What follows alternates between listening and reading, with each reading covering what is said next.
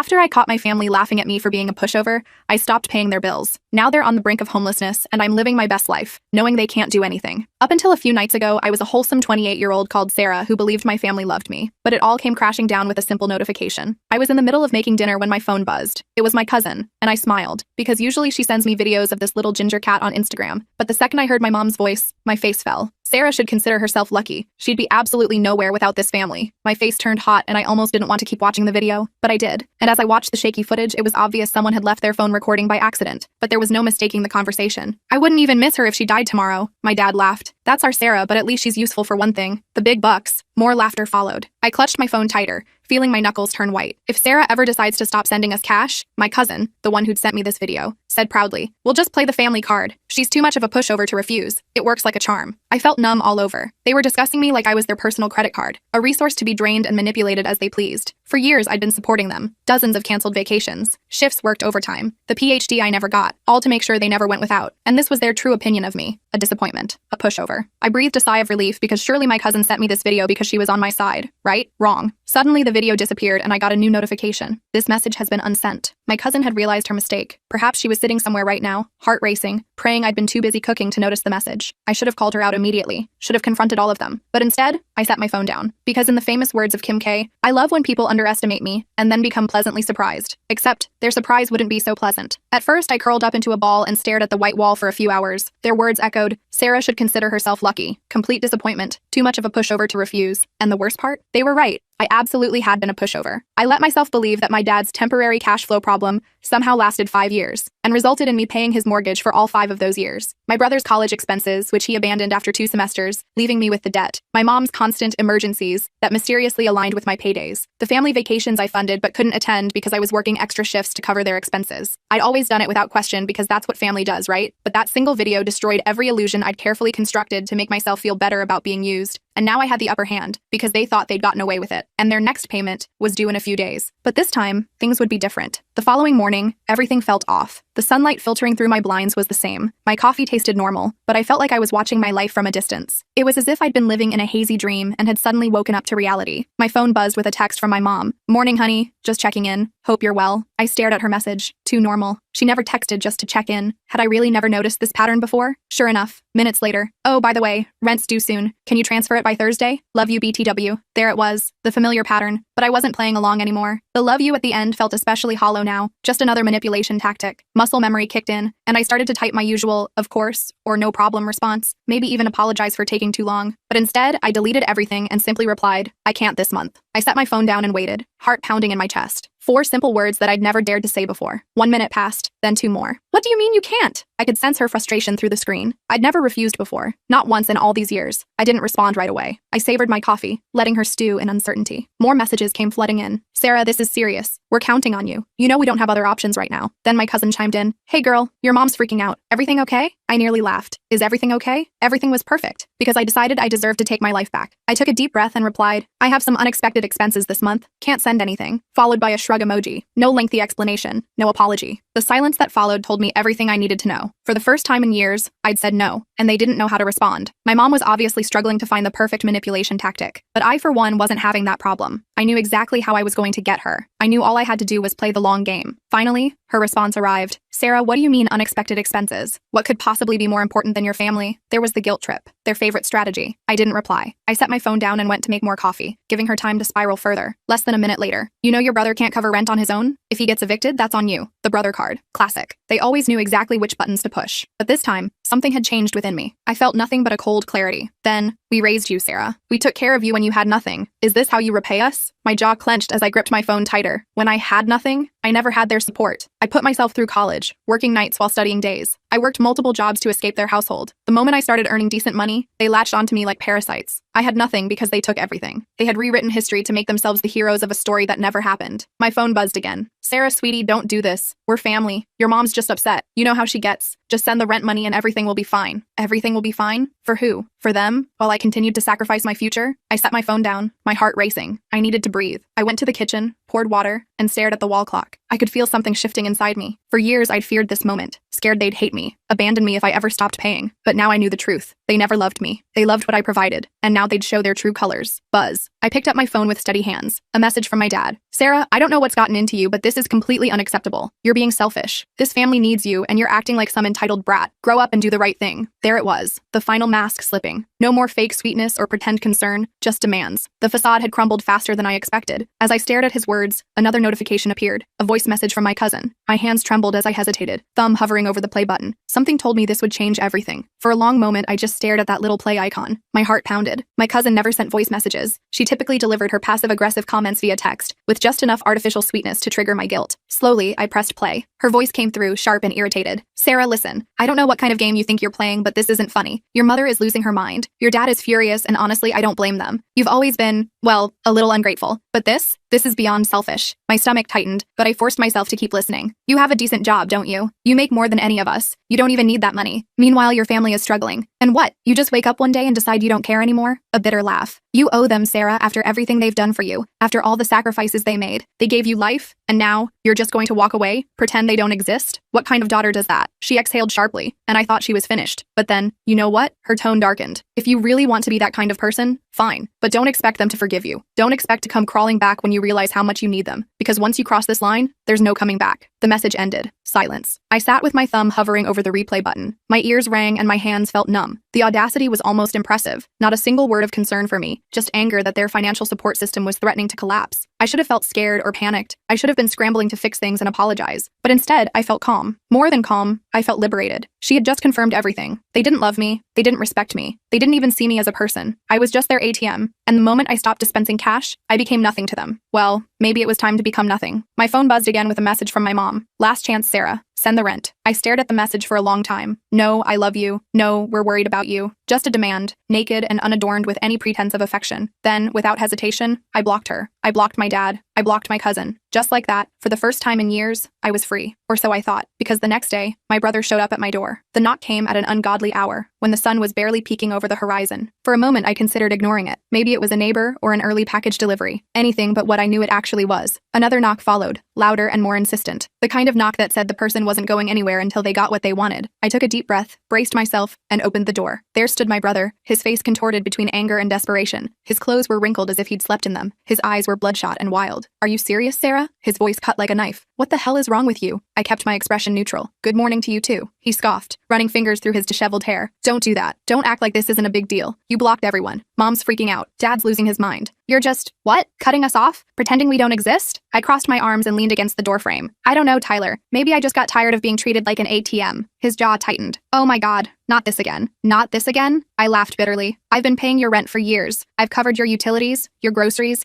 even your stupid streaming subscriptions. And the one time I say no, the one time I set a boundary, Mom calls me selfish, Dad says I'm unacceptable, and you show up at my door like I've committed some crime. His mouth opened like he wanted to argue, but no words came out. So I continued. And don't even try to pretend you care about me. I saw the video. His face went pale. Real fear flashed in his eyes. What video? I smiled coldly. You know exactly what video. Tyler shifted uncomfortably, looking away. Look, it wasn't serious, okay? We were just joking. You're being dramatic. Joking? My voice was quiet but razor sharp. You all sat around laughing, calling me a pathetic failure, saying I should be grateful for the privilege of paying your bills. Do you know what that feels like, Tyler? To hear your own family talk about you like that? He exhaled harshly, rubbing his face. Sarah, come on. No, you come on. You want money? Get a job? You want someone to take care of you? Find someone else because I'm done. Silence hung between us. For a moment, something raw flickered across his face, but it vanished quickly. You don't mean that, he muttered. I held his gaze. Yes, I do. Another pause. Then his expression hardened, twisting into something ugly. Fine, he spat. You want to be a selfish bitch? Go ahead, but don't come crawling back when you realize you have no one left. And with that, he turned and stormed off, slamming his car door before speeding away. I stood watching him go, chest tight but spine straight, because he was wrong. I did have someone left. I had myself, and for the first time in years, that felt like enough. As I closed the door, my phone buzzed again. My mother's name flashed on the screen, but I wouldn't answer. Not this time. I'd been at her mercy too long. Her demands, her guilt trips, the way she'd weaponized my sense of responsibility against me, manipulating me into surrendering everything just to keep her from falling apart. Not anymore. I turned my phone face down and walked away. The truth was, I was done being their financial safety net, done with the lies and manipulation. They'd never once asked how I was doing or considered the toll it took on me to constantly bear their burdens. I'd carried their weight for years. My mother's, my father's, my brother's, all all while they acted like I owed them for simply existing, like my life was just one endless repayment plan for their supposed sacrifices. No one had ever asked what I needed. No one had ever truly cared about me. Now I was taking control. The next morning, as I sat in my living room, the silence felt heavy. The weight of my decision was settling in, but there was no regret, just a strange sense of unfamiliarity. I'd spent so long catering to their needs that I hardly remembered what it felt like to put myself first. Then my doorbell rang. Tyler again. I could tell by the impatient, demanding knock. I opened the door slowly, keeping my expression neutral. "Sarah," he began, his usual arrogance gone, replaced by something almost pleading. "You need to listen to me." I didn't invite him in. I stood firmly in the doorway, arms crossed. "I don't need to listen to anything you have to say." He blinked, taken aback. "No, you don't understand. Mom's freaking out. Dad keeps calling me, asking what's going on. They don't know how to fix this. You've cut everyone off. You can't just leave us hanging like this." I scoffed. "Oh, I'm sorry. Did you think I was going to keep enabling you? Keep paying your rent and bills while pretending everything was fine? No, Tyler. I'm done being the family bank account. I don't care how much any of you beg." Anger flashed in his eyes. "You're acting like we've never done anything for you, like we're all just users." I didn't flinch. "I know exactly what I've been to all of you. A cash machine, a free ride, and I'm done with it." His face contorted. "You can't just leave us hanging. You owe us, Sarah." The words stung, but they didn't break me. They only strengthened my resolve. I'd been waiting to hear those exact words, the naked truth finally spoken aloud. "I owe you? I've given you everything. I paid for your apartment, your groceries, your bills, while you sat back and watched me do it. And you want to talk about owing?" His fists clenched. "You'll regret this. You'll regret cutting us off." I couldn't help but laugh. "No, Tyler. You'll regret it, because I'm not the one who needs you anymore." Without waiting for his response, I slammed the door in his face. I could hear him swearing on the other side, but I didn't care. For the first time, his anger didn't scare me into compliance. It felt good, but I knew the drama wasn't over. This was just the beginning. They wouldn't let go easily, not when they had so much to lose. That night, my phone buzzed with a text from my dad. "We raised you, Sarah. Don't think you can just walk away from everything we've done for you. You're making a huge mistake. Come back. We'll talk. We'll fix this." I could almost hear the desperation beneath his commanding tone, the panic of someone watching their safety net disappear. I sat for a moment, phone in hand, considering what to do next. I could have ignored it. I could have blocked him too, but I had a better idea. I wasn't just going to block them. I was going to make them confront every lie, every moment they'd taken me for granted. Starting now, I went to my desk and opened my laptop. It was time to send them a message they'd never forget. I stared at my computer screen, fingers hovering over the keyboard. I wasn't going to let them waltz back into my life as if nothing had happened. I was done being their punching bag. This time, I was taking control. I gathered all my financial records, every payment I'd made for their bills, every bank transfer, every check I'd written to cover their emergencies, every time I'd canceled plans for myself because they needed me financially. Years of receipts, years of sacrifice, years of being drained dry while they took and took and took. I realized as I scrolled through these records that I could have bought a house by now, could have traveled the world, could have invested in my future. Instead, I'd invested in theirs, and they hadn't even had the decency to pretend to be grateful. I drafted an email with a note at the top. "Here's a detailed summary of everything I've done for you over the years. I'm done being your lifeline. I won't be your ATM anymore, and I refuse to let you make me feel guilty for choosing myself. Consider this my final statement. You don't owe me money, but you owe yourself the realization of how much I've sacrificed because I thought family was supposed to support each other, not drain each other dry." I attached all the receipts, all the bills, all the payments, every single transaction that proved how much I'd given and how little I'd received in return. I wanted them to see the numbers in black and white. I wanted them to face the magnitude of what they'd taken from me. Then I hit send, but I wasn't finished. I logged into the family group chat where they'd kept me on edge with their endless demands. I scrolled through years of messages, reading all the times they'd guilted me into helping them, all the family emergency messages that were really just normal expenses they expected me to cover, all the times they'd praised me publicly while privately draining my accounts. Then I did something unprecedented. I replied, "You all talk about what you've done for me, but you've forgotten how much I've given up for you. Here's the reality check. You never needed me. You just used me. I'm done. This is my last message. Don't contact me again." I sent it. The silence afterward felt almost sweet. I leaned back, letting the weight of my decision wash over me. For once, no calls, no guilt trips, no pretending they had any power over me. They could keep their manipulations and empty promises. I was free. Free to live my life, to save for my own future, to put myself first for once. Free from constantly checking my phone, wondering what financial crisis awaited me next. Just as I thought it was over, I received one final message from Tyler. "You're making a mistake, Sarah. You'll regret this. Family sticks together." I smiled to myself. He was trying to get under my skin, but it wouldn't work anymore. The threat was hollow. They had no power over me except what I gave them, and I was taking it all back. I didn't need them. I had my life, my freedom, and that was enough. I had dreams and goals I'd put on hold for far too long. Now I could finally pursue them without guilt, without interruption, without constantly emptying my pockets to fill theirs. It wasn't the dramatic confrontation I'd imagined. It was quieter, more deliberate, and infinitely more satisfying. I had taken control without anyone seeing it coming, and they no longer held any power over me. I turned off my phone for the night as peace settled over me. I didn't have to play their game anymore. I didn't have to keep sacrificing myself for people who didn't appreciate me. This wasn't revenge in the way I'd expected. It was liberation. Now I could finally breathe. Now I could live for myself. And that was the sweetest victory of all.